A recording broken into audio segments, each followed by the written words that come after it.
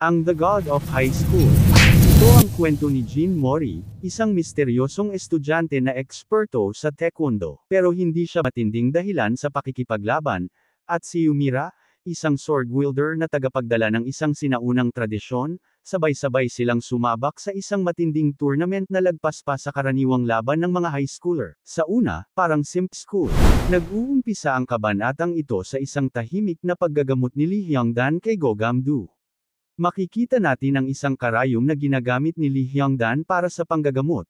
Ito ay isang espesyal na internal chi therapy para ayusin ang mga nasirang daluyan ng meridians at mga muscle damage. Nagpasalamat si Go Gamdu kay Lee Hyungdan sa paggagamot sa kanya, pero sagot ni Lee Hyungdan, "Wala yun, ako pa nga dapat ang magpasalamat dahil niligtas mo ako kanina." Makikita natin na medyo ayos na si Go Gamdu at nakatayo na siya habang sinasabi, "Ang lugar na ito ay napakagandang hardin." Naputol ang eksena at lumipat tayo kina Gang Mansok at Baek Sung Chol na nag-aaway kung sino nga ba talaga ang leader sa kanilang dalawa. Samantala, si Mabora ay namamangha sa kanyang nakikita sa paligid at napasabi ng, "Wow!" Bumalik tayo sa Pilmaon King Muho's Castle. Sa underground prison sa ilalim, makikita natin sina Jin Mori, Han Dewi, at Yumira na nakagapos pa rin sa isang malaking haligi. Nag-uusap sina Han Dewi at Jin Mori tungkol sa alaala ni Mori. Nabanggit ni Mori, "Kamusta naman si Choryu Ryu?" Sagot ni Han Dewi, "Mahimbing na natutulog." Biglang may napansin si Mori, isang uka sa lupa. Napahinto siya. Unti-unting tumataas ang lupa, tila ba may taong nagbubutas mula sa ilalim. At biglang lumabas ang isang matandang unggoy na may kandila sa noo.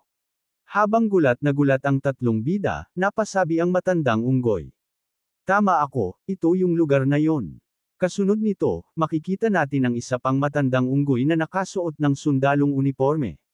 Inaasar niya ang matandang kasama niya. "Mukhang tumatanda ka na talaga."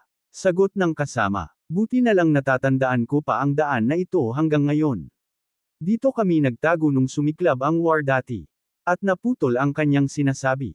Kasabay nito, dumating na rin ang iba pa nilang kasamang unggoy.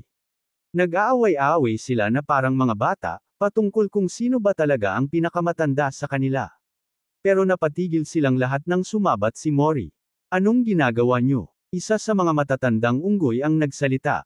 "Kami ang mga dating veteranong sundalong unggoy na lumaban noong Great War, of course." At tila nabigla si Mori sa kanyang narinig.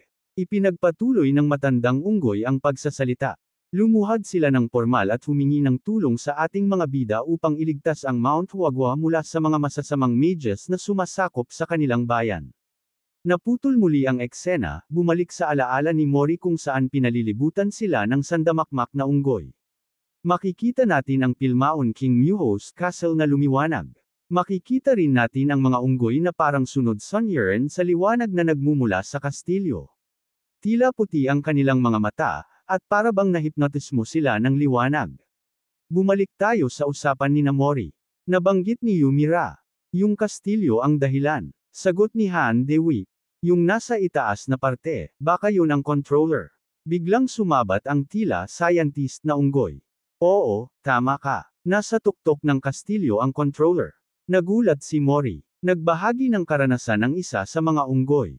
"Ang anak ko ay kinuha 20 years ago, at tila nag-iba siya mula nang makapunta siya sa kastilyo." Idinagdag pa niya, "Ang anak ko, isa sa umatake sa inyo, Mori." Sumingit ang isa pang unggoy. "Hindi lang anak niya ang nagbago, halos lahat ng mamamayan dito sa amin ay ganun na rin." Bumalik ang eksena kina Go Gamdu at Lee Hyungdan na naglalakad sa hardin.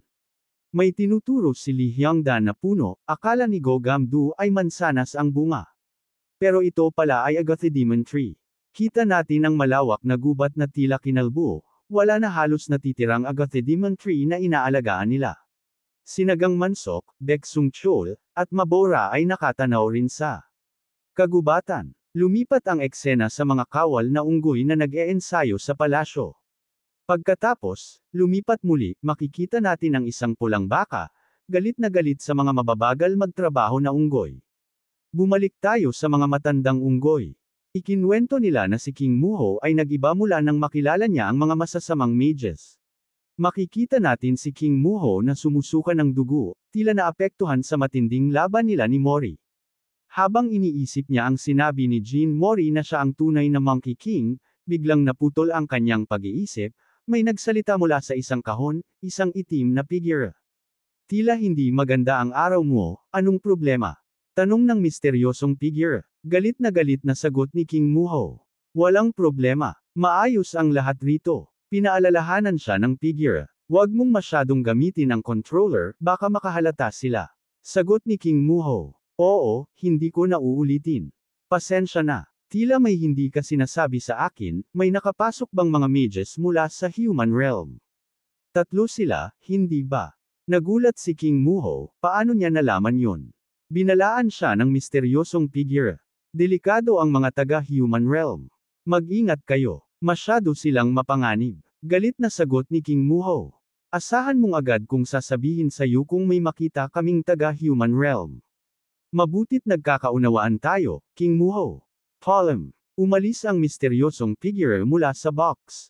Si King Muho ay naiinis, tila ba sunod-sunyiran siya sa figure. Biglang dumating ang isang sundalong unggoy at nagulat. Nakatakas po ang mga bihag sa kulungan. Tanong ni King Muho, saan sila papunta? Sagot ng alagad. Papunta sila sa itaas ng ating kastilyo, mahal na hari. Galit na reaksyon ni King Muho. Ha! Papunta sila rito. Hindi sila tatakas. Minamaliit nila ang kakayahan natin. Habang tinitingnan ni King Muho ang staff ni Jin Mori, tila may naaalala siya. Lumipat tayo sa misteryosong figure na nasa harap ng tila screen. Mukhang kailangan ko ng kumilos. Lumipat ang eksena kina Mira, Han Dewi, at Jin Mori na papatakas paakyat. Ipinapaliwanag ni Mira ang plano, si Mori ay magre-reserba ng lakas, siya muna ang lalaban. Makikita natin ang mga sundalong unggoy na humahabol sa kanila sa hagdanan, tila mga wala sa sarili.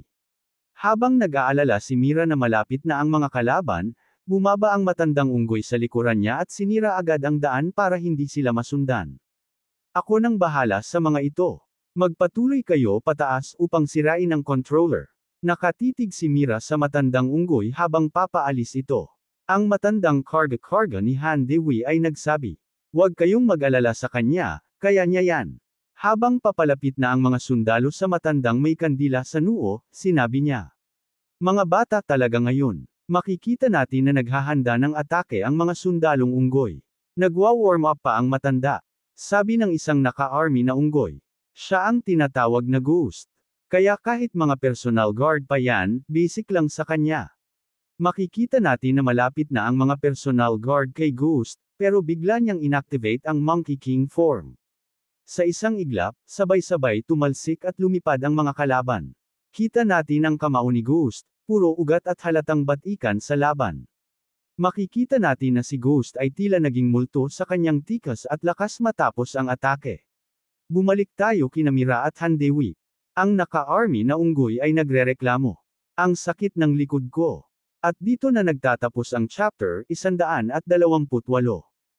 Kung nagustuhan mo ang mga video na ito ka-T-Recap, don't forget to leave a like and subscribe, at i-hit mo na rin ang notification bell para updated ka sa mga bago pa natin mga video. Salamat at maasim na araw!